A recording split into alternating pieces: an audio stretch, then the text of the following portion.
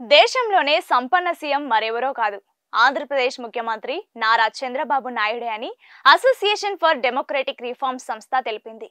చంద్రబాబు నికర ఆస్తుల విలువ దాదాపు 931 కోట్లకు పైగే ఉంటుందని పేర్కొంది. తనకు 10 కోట్ల దాకా అప్పులు ఉన్నాయని ఆయన వెల్లడించారు. 2024లో తన వ్యక్తిగత సంపాదన 18 లక్షలకు పైనే ఉంటుందని చంద్రబాబు చెప్పారు.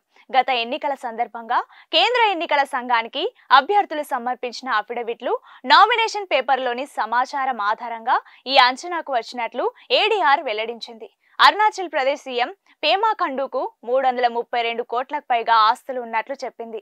2024లో తనకు సొంత ఆదాయం ఏది రాలేదని ఆయన తెలిపారు. కర్ణాటక సీఎం సిద్ధరామయ్యకు 51 కోట్ల నికర ఆస్తులు ఉన్నాయన్నారు.